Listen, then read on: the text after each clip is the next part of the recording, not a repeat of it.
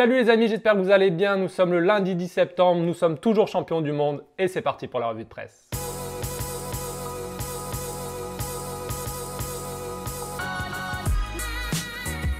Et oui les amis, on est champion du monde et il y a de la joie et ça fait la une de l'équipe ce lundi. Après la victoire des Bleus hier 2-1, des buts de Kylian Mbappé et Olivier Giroud. Enfin Olivier Giroud a mis fin à sa disette et les Bleus ont donc gagné 2-1 face aux Pays-Bas.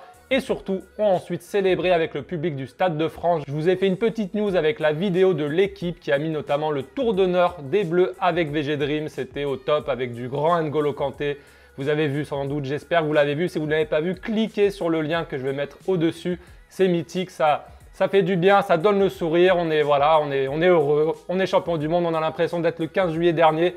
Voilà, là on est le 10 septembre et ben, la magie opère toujours et ça fait grandement plaisir.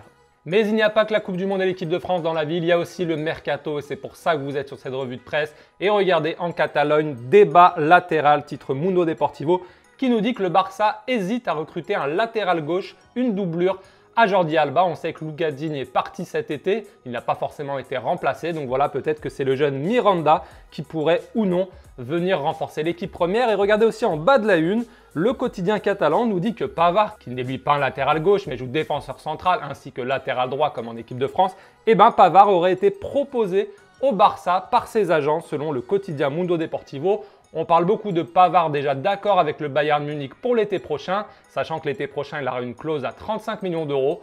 Et bien selon Mundo Deportivo, ses agents sondent un peu le marché, contactent des grands clubs, notamment le Barça. Mundo Deportivo précise que pour le moment le Barça n'est pas forcément intéressé puisqu'il ne recherche pas forcément un joueur à son poste. Mais en tout cas que voilà, c'est peut-être un dossier à suivre dans les prochaines semaines. Dites-moi dans les commentaires où vous pensez que Pavard va signer l'année prochaine. Est-ce que vous pensez que ça sera au Bayern Munich ou au Barça ou un autre club? Moi, je pense que le Bayern Munich a de grandes chances de le recruter. Le Bayern Munich recrute les meilleurs joueurs de Bundesliga. Si Pavard confirme sa saison dernière et sa Coupe du Monde, même si beaucoup le critiquent en ce moment, voilà, s'il fait une bonne saison avec Stuttgart et qu'il continue à être appelé par Didier Deschamps, je le vois vraiment bien signer au Bayern l'été prochain. Dites-moi ce que vous en pensez, vous, dans les commentaires. On reste sur le mercato du Barça, mais cette fois la une du quotidien sport qui nous dit que le Barça s'intéresse à la nouvelle perle brésilienne Lucas Paqueta. Alors c'est intéressant puisque Paqueta était annoncé la semaine dernière au PSG par Fox Sports Brésil. Fox Sports Brésil disait que le PSG avait battu la concurrence de plusieurs gros clubs européens et que Paqueta, le milieu offensif de 21 ans de Flamengo, allait signer au PSG en janvier prochain. Selon Sport, rien n'est encore fait et le Barça aimerait bien s'incruster dans le dossier, quitte à le recruter en janvier pour le prêter encore quelques mois ensuite à Flamengo. En tout cas, voilà, Lucas Paqueta a fêté sa première sélection avec le Brésil vendredi dernier face aux États-Unis et risque donc de faire beaucoup parler de lui. C'est un joueur gaucher, milieu de terrain, soit numéro 10, soit il peut jouer dans un milieu à 3, il peut jouer en milieu relayeur. Il est très technique, assez physique quand même. Il y a plusieurs vidéos qui tournent de lui. Je vous mets aussi un lien de l'article que j'ai écrit ce matin où il y a dedans une petite vidéo, une compilation pour mieux apercevoir ses qualités et mieux appréhender son profil.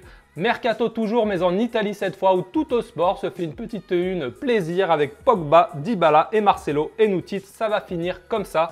Alors selon eux, ces trois joueurs vont être à la Juventus dans un avenir proche. Dybala y est déjà évidemment. En fait, Tuttosport a interrogé 11 agents qui bossent dans le milieu du football et leur a demandé un peu leurs sentiments sur le futur mercato estival de la Juventus. Et selon eux, Paul Pogba a des grandes chances de revenir et Marcelo aussi a des chances de signer à la Juve. Donc forcément, ça fait les affaires du quotidien turinois qui spécule depuis des semaines sur un retour de Pogba, sur une arrivée de Marcelo.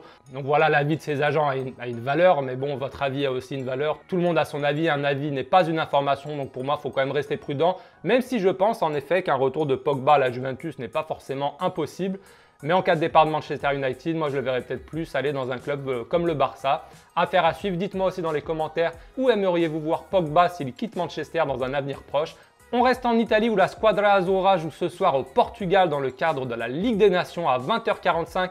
Le match sera diffusé sur W9 et l'information c'est que Roberto Mancini devrait mettre sur le banc Mario Balotelli qui était titulaire lors du dernier match face à la Pologne.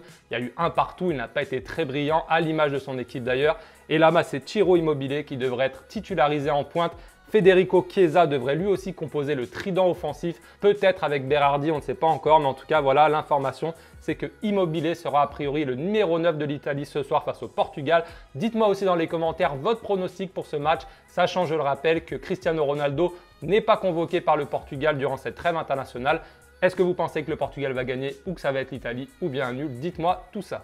Et pour finir, une petite une mercato légère en Turquie avec la une de Photomatch qui, vous le savez, est un média qui n'est pas très réputé pour sa fiabilité mais qui a beaucoup d'imagination par contre. Photomatch nous dit que Galatasaray veut absolument un buteur l'hiver prochain. Ils en voulaient un cet été, ils n'ont pas réussi à le faire. Du coup là, ils en voudraient absolument un et on parle donc ce matin dans ce quotidien turc de Radamel Falcao ainsi que de Kostas Mitroglou ou de Niasse, le buteur sénégalais d'Everton.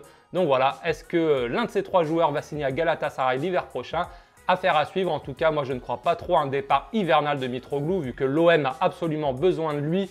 Si Falcao part, je le vois plus partir en Chine personnellement. Donc voilà, je mettrai moi une petite pièce sur Niasse. Dites-moi aussi dans les commentaires ce que vous en pensez. Voilà les amis, c'est tout pour cette revue de presse du jour. J'espère qu'elle vous a plu. Si c'est le cas, n'hésitez pas à lâcher un petit pouce bleu. Je vous souhaite une très bonne journée. Puis je vous dis à demain pour une nouvelle vidéo. Ciao les amis.